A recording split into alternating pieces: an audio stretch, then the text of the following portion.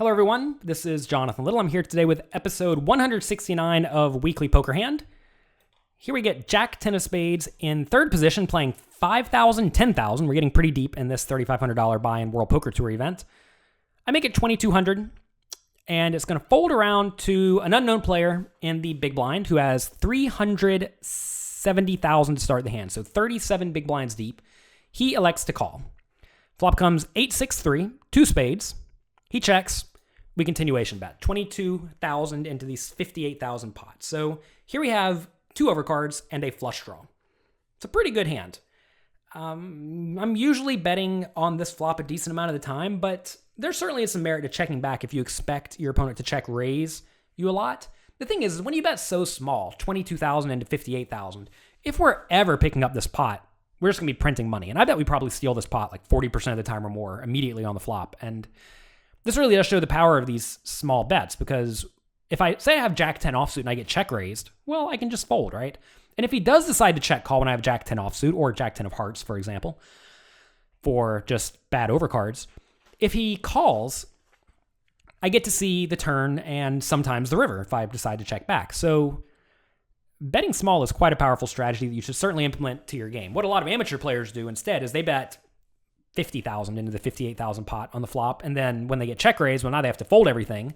When they get check called, they're actually against a really good hand, and you may steal the pot more on the flop with a big bet, but when you do get action, you're going to be in very bad shape. Whereas here, if I get check called, there's no guarantee my opponent even has a good hand when I'm betting 22,000, right?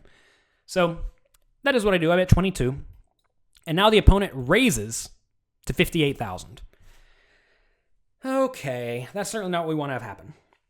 With our flush draw, we're clearly getting the right price to call immediately, right? We have to put in about 35,000 to try to win a pot that's going to be about 160. So we're getting the correct immediate price to draw immediately, which I think is great, right? I definitely want to call in these spots a lot of the time. The question is, do I ever want to re-raise here? Because if I do have a hand like sixes or threes, or eights even, I would definitely like to re-raise and play a big pot, because when my opponent check raises here, he's basically telling me he has a draw of some sort, which I would love to protect with my... I love to protect against if I have the sets. Or he has a hand like 8-6 for top two pair, or maybe he has a hand like 9-7 for a straight draw, maybe 5-4 for a straight draw. I think all those hands are good to check raise with because they don't have a lot of showdown value, and if you can make me fold hands like ace-jack that are currently ahead, that's great. So I think the opponent should be check raising lots of draws here and lots of made hands. And the interesting thing here is I just listed out a bunch of possible draws, right? Like all the flush draws, 9-7, maybe 7-5, maybe 5-4. If he has all these hands in his range, that is a bunch of bluffs. And if he has a bunch of bluffs, he actually should have lots of value hands too. Otherwise, he has way too many bluffs. So if he has like pocket nines, maybe he should be check raising and just be fine getting it in. Or if he has ace-8, maybe he should be getting it in. It's tough to say, but it's important to be aware that on boards like this, if you're in the big blind, that if you're check raising all your bluffs, you have to make sure you're check raising a lot of value hands too. So anyway, with Jack 10 suited, is this a hand that is not quite good enough to call? And I think it probably is not. And the reason is because if we miss on the turn and our opponent keeps betting, we just have to fold. Whereas if we had a hand like ace of spades, jack of spades, we could very easily call again because we're going to have overcards most of the time, and we have a draw to the nuts. As your draw gets worse, assuming it still has a lot of equity if you re-raise and get it all in and get called, which we certainly do here, you should be more inclined to play these hands very aggressively. Like if I had 9-7 of spades or 7-4 of spades for like a bad flush draw and a gut shot, I would certainly be re-raising here. And Jack 10 is sort of on the cusp because it does have two overcards. But I think probably just playing this one really aggressively is going to be fine. So I'm probably going to just shove. And that is what I do. My opponent made it 58. I go all in for his 300. So it's a bit of a large shove. But if I'm doing this with hands like 8, 6s, and 3s, and maybe aces and kings, I think it's going to be pretty nice because, like I said, the opponent has lots of equity. And whatever he has, I don't really care if he folds. If he has an open-ended straight draw, if he has a flush draw, if I'm sitting here with aces, I mean, that's a good result for me. So I do like to shove, and what's the opponent call with? He does call, so we're going to have to win a hand. You really just don't want him to have better flush draw. That's the only time you're in bad shape. He actually has 9-8 of diamonds for top pair, bad kicker, no backdoor flush draw.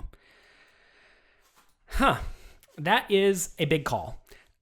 I don't know if you should be check raising this one. I mean, I just mentioned how if you're check raising a lot of draws, then you have to have a lot of made hands. But if you do check raise this, I think you should probably be getting away from it if you get jammed on. You know what he probably thought is that the only hands I will shove with here are flush draws or draws. And some people think that oh, he's only going to shove if he has a draw, therefore I have to call with any made hand.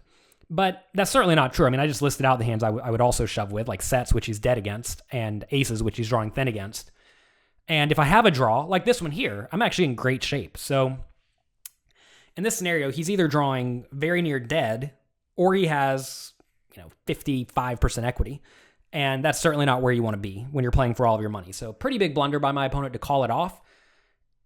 This is a spot where if he is going to check raise this one, he can understand that if I do shove, I am going to shove with mostly a pretty strong range. If I'm shoving with a pretty strong range of good draws and nut hands, this just has to be a fold. So tough spot for him. If I was in his shoes, would I have check raised this flop?